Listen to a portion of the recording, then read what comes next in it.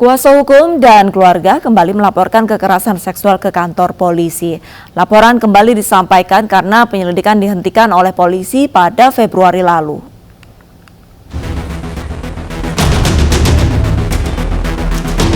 Didampingi orang tua dan kuasa hukum keluarga RS, bocah berusia 4 tahun kembali melaporkan kekerasan seksual yang dialaminya ke Mapolres Jakarta Timur.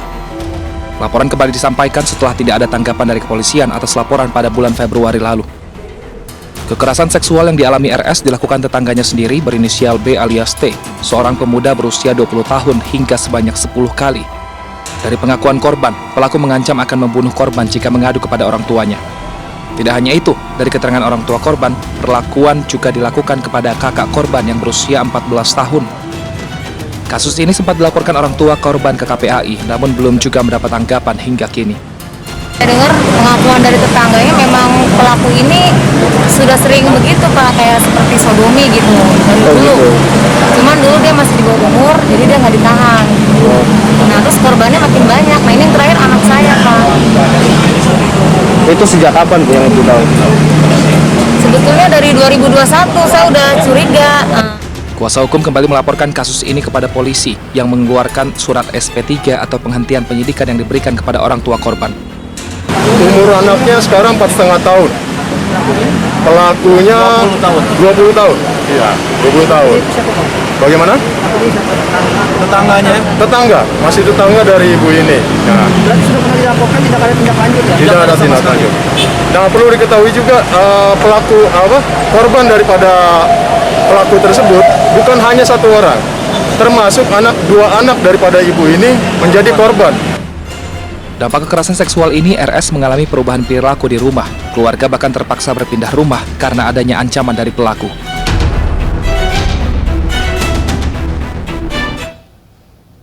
Pedagang tahu keliling diamankan kepolisian di Kabupaten Bengkulu Utara, Bengkulu, pemirsa. Pelaku ditangkap karena mencabuli gadis belia berulang kali.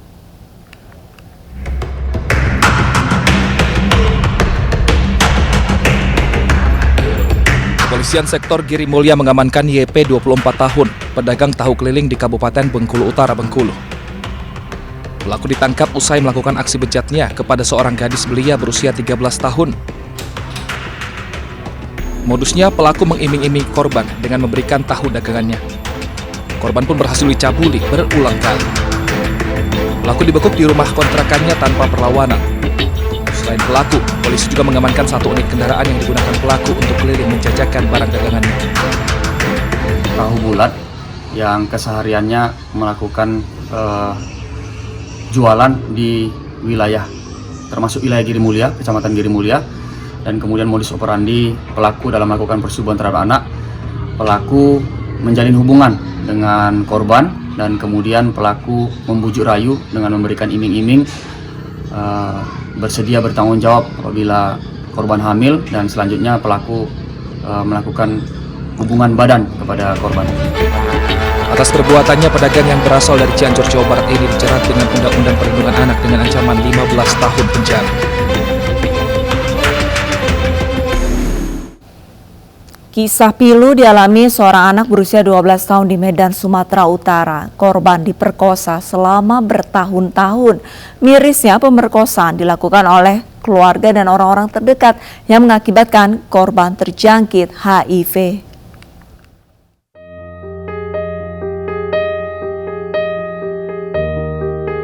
Anak perempuan berusia 12 tahun berinisial J ini diduga menjadi korban pemerkosaan yang dilakukan orang-orang terdekatnya selama bertahun-tahun.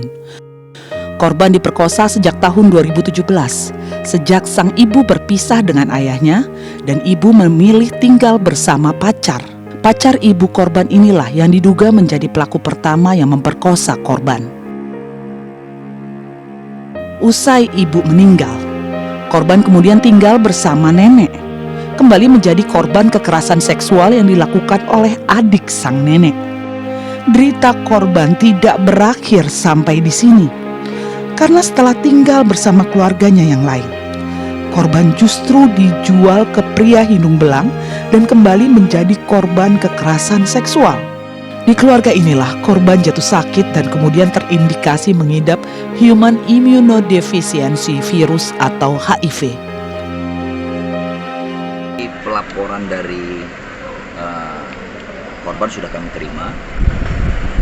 Proses saat ini sedang berjalan. Terhadap korban sudah kami visum.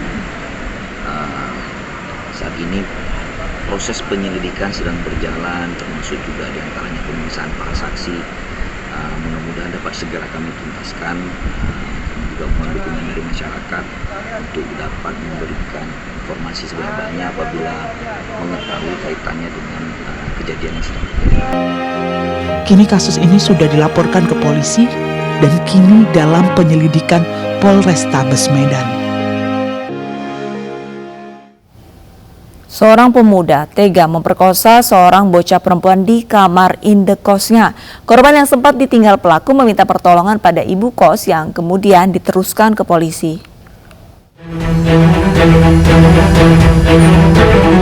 Polisi menangkap pemuda berusia 21 tahun yang merupakan warga Pangkalan Bun, Kabupaten Kota Waringin Barat, Kalimantan Tengah. Pelaku memperkosa seorang bocah perempuan berusia 11 tahun di kamar kosnya.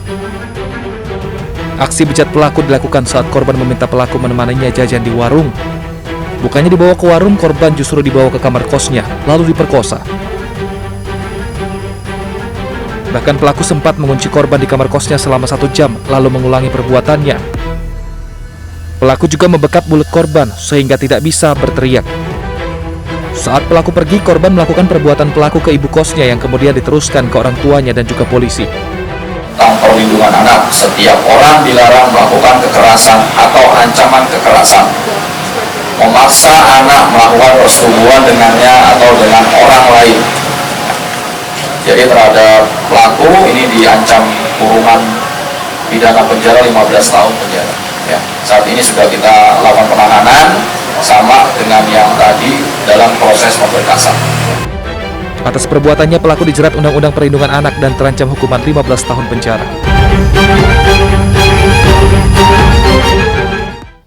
Pelecehan seksual apapun alasannya tidak dapat dibenarkan pemirsa, terutama jika korbannya merupakan anak-anak. Awasi dan batasi kepada siapa saja anak kita berinteraksi, karena kebanyakan pelaku kekerasan seksual merupakan orang-orang di lingkungan dekat korban. Sesaat lagi Realita akan kembali dengan informasi sejumlah aksi koboi jalanan yang mengacungkan senjata tajam hanya karena masalah sepele. Tetaplah bersama kami.